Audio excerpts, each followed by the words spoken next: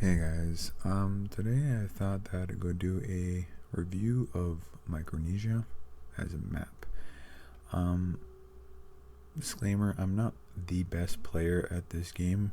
If you watch my other video, you'd probably know that. But I feel like I've played this game enough to understand some of the quirks of the game and what would make a decent map. So the first one that I'll do a review of, which is probably the easiest one, is the very first map balance for this game, which is Micronesia. We're going to go over a couple things. We're going to go over the aesthetics of the map, how the map is played for both sides, and whether or not it's good for gameplay and such.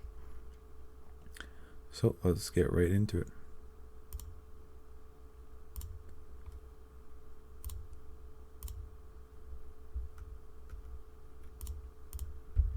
Alright, here we are.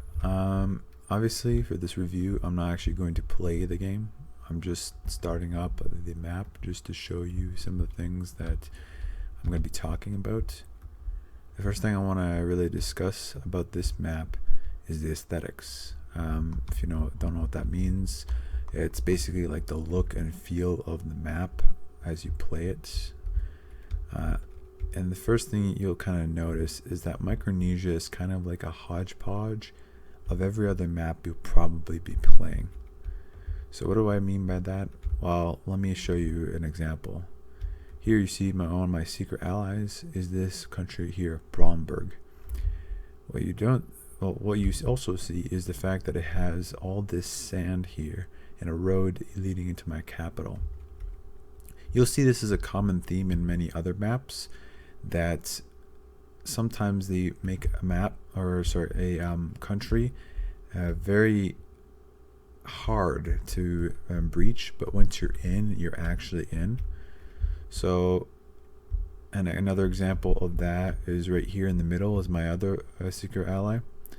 You see that these green tiles and such, these are all forest tiles, and almost anything except for air units will be one turn to get into this here. So if, for example, if you have a tank which moves 2 turns, you can only move 1 turn into here. So it's very difficult to get into this country from both sides, not just the front, but from the back as well, because the only way in here is through these white tiles, which are river tiles. These river tiles are also act just like the forest tiles, except amphibian units can actually get past these without being stopped in a penalty. But we'll talk about that later. But as you can see, this country is very difficult to get into. However, if you manage to get through the first breach, for example, if you don't have enough units covering here or here and they get in, it's very easy to take over, because as you can see in the middle here, there are multiple tiles. There's a road, which makes even weak units, very slow units like rocket launchers and LAVs and smallfoots move at 2 turns. So once they get past this blockade, they're in, and there's not a really easy way of taking them out from here, because they can keep sending in reinforcements from behind. There's also these normal tiles for things like tanks, heavy bots, things like that can move turns, and that they can finally have some breathing room. So once somebody is inside of one of these countries, it's very difficult to get them out. You will need the support of maybe 1 or other 2 countries, and sometimes it's better to leave one of these countries to die while stalling for as long as possible than to save them, because at that point they're already dead. Then there's the other aesthetic here. Wide open countries here like these, you'll see that there's not, it's very easy to get into these countries. So if you have one of these as one of your secret allies and you don't know who's around you, you're kind of screwed. But aesthetically speaking, these are really nice looking. They really put the layout very well to give a chance even to defenders. So for example, even if somehow attackers were on these 2 countries and attacked you in here and you have no way to defend, you still have this forest here where you can put a rocket launcher right here, which will stall a tank push because they'll have to push into rocket fire launcher. And if you get any support for that rocket launcher, you can actually hold this country for quite a long time. Same example here. In this country, we have the exact same setup. If my country here and I had a secret ally here, and we all declared our allies here and pushed in past any defenses that were made by this country, which is very likely because you can't hold against two countries worth of reinforcements with only one. It's just mathematically impossible, no matter how good of a technician you are.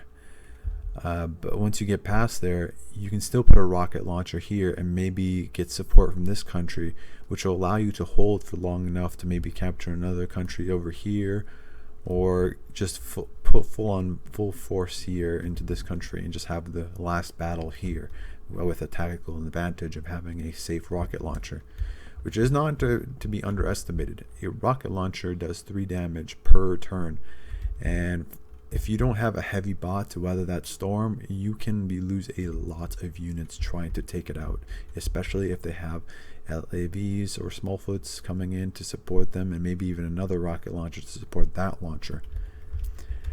So I'd say the aesthetics tactically are very good.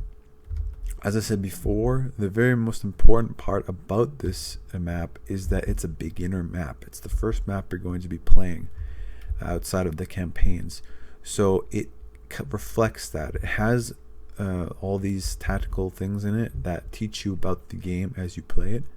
It has almost every type of terrain. It has the ocean, so you can learn how to set up battle ships here to bombard any opposition here. You can set up how to use a water transports and how they work to get around a blockade here to drop off forces into these squares. It teaches you how amphibians work. So I'm going to quickly go here, and if you go to the extra tab, you can see that there's something called an amphibian here. These amphibians, if I go and quickly drop one and right click it, you can see that this is called a Triton. They can move on both land and water. This is very important for certain games. Usually you don't want to use the expense to use them, especially on a map like this, which only has countries with 2 treasury countries, as I call them.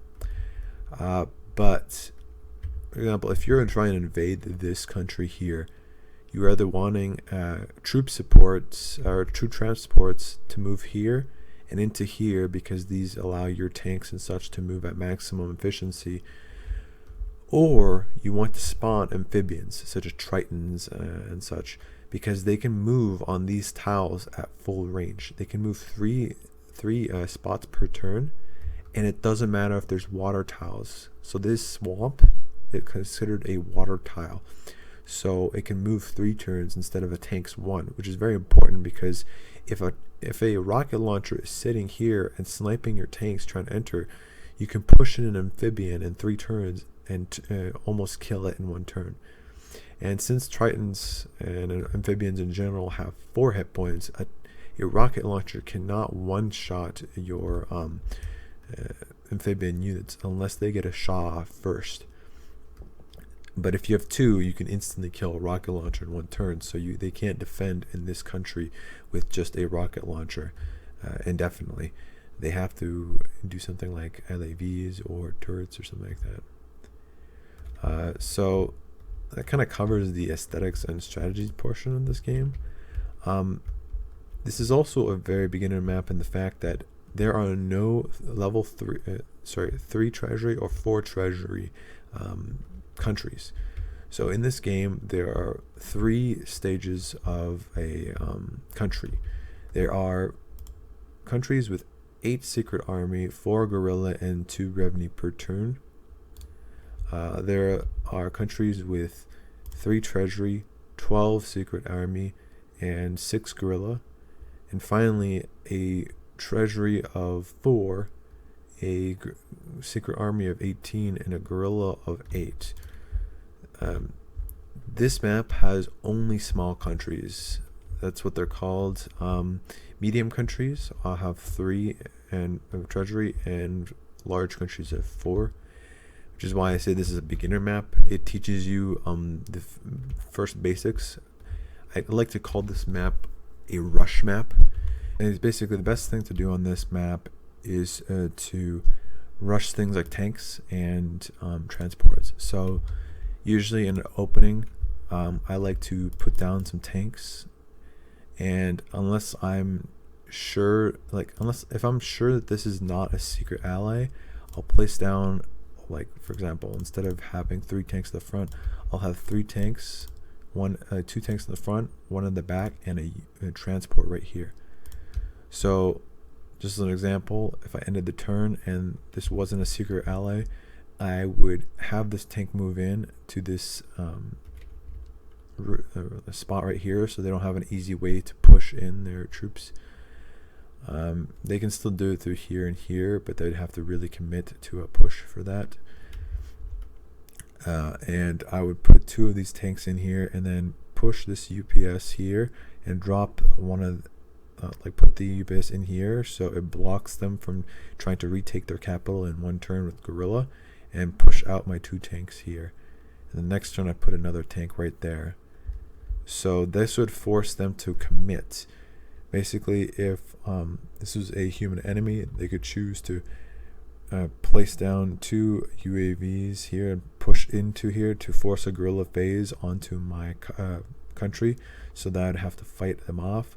But I would have 2 tanks already here, so all I need to do is put another 2 tanks, which is enough guerrillas, so I can easily wipe them out. They could also place 2 tanks so that I can't wipe them out in a single turn. The problem with that idea is if they put 2 tanks and push them into my country, they will die. It's simple, because they will lose their capital, because I'd instantly have the capital captured in one turn, and I could just push out another tank or 2, or maybe 2 LAVs to finish them off in the next turn. But this isn't just an example of how this map would go out. It's very rushy. I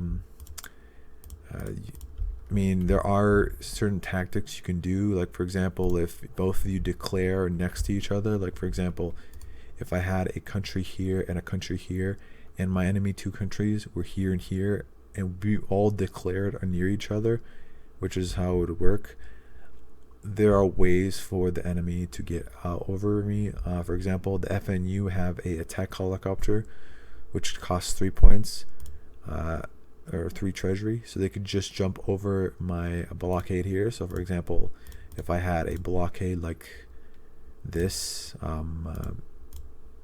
like a rocket launcher here, and I was constantly pummeling them, they could have a helicopter force a guerrilla phase and then have another helicopter here. So I would basically, they would wipe out my helicopter in one turn unless I moved away really far, and then I would have to wipe out the helicopters in one turn so that I get my stuff back.